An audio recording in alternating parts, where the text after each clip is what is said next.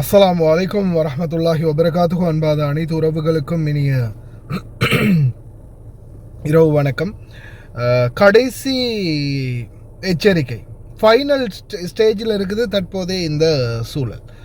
குவைத்துடைய காலநிலை அவதான மையம் மிக முக்கிய எச்சரிக்கை ஒன்று விடுத்திருக்கிறாங்க.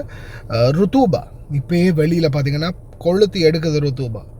அதே மாதிரி நான் உங்களுக்கு அந்த எபோலா வைரஸ் சம்மந்தமான ஒரு தகவல் சொல்லியிருந்தேன் இல்லையா, இந்த வேர்வை.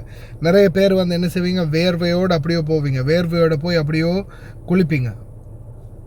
சிலர் வந்து வேர்வையோடு அப்படியோ வெளியில் போயிட்டு வந்து நடமாடிக்கிட்டு இருப்பீங்க, அந்த வேர்க்கூறுகள் வரும், அதால் கூட ஆபத்து இருக்குது. ரொம்ப கவனம்.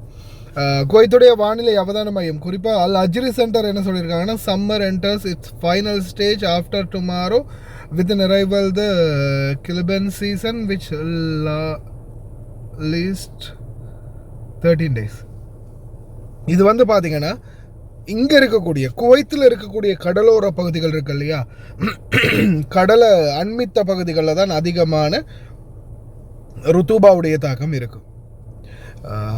இந்த ருத்தூபா பார்த்தீங்கன்னா வெளியில் நீங்கள் இப்போ வெளியில் பாருங்கள், சுவாசிக்க கூட முடியலை. நான் வண்டியில் ஃபுல்லாகவே இன்றைக்கி நான் ஒரு ரூட்டை வந்து ரவுண்ட் அடித்தேன், அந்த ஏரியா ஃபுல்லாகவே நான் வந்து வீடியோ எடுத்து வைக்கிறேன், நான் கடைசியில் அட்டாச் பண்ணுறேன் பாருங்கள்.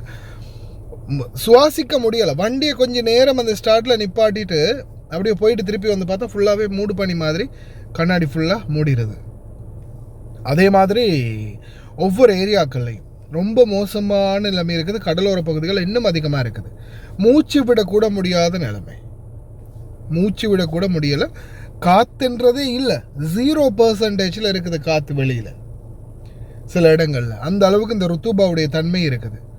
அதே மாதிரி தெரிவு நிலை, கிடைமட்ட தெரிவு நிலை வந்து இன்னும் இரவைக்கு அதிகரிக்கிறதுக்கும் வாய்ப்பு இருக்குது வீதிகளில்.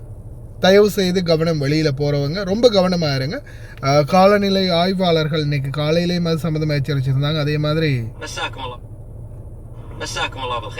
காலநிலை ஆய்வாளர் ஃபஹத் அல் ஒத்தாய்பியும் வந்து இது சம்மந்தமாக தெரிவிச்சிருந்தார். அதாவது அவர் சொல்லியிருக்கார் அப்படின்னா, சண்டேயில் இருந்து மண்டே எக்ஸிஸ்டிங் டைம் 95%, 95% ஹியூமிடிட்டி, அதாவது இந்த ருத்தூபா வந்து அதிகரிக்கும் அப்படின்னு தெரிவிச்சிருக்கிறாங்க. எல்லா வீடியோவும் கடைசியில் அட்டாச் பண்ண பாருங்கள். ரொம்ப கவனமாக இருங்க வாகன சாரதிகள். அதே மாதிரி ரோட்டில் க்ரோஸ் பண்ணுறவங்களும் ரோடை கடக்கிறவங்களும் கவனம். ஏன்னா வார வாகனங்களுக்கு சில நேரங்கள் இந்த பனிமூட்டம் அதிகமாக இருக்கிறதால தெரியாமல் கூட போகலாம். கவனம்.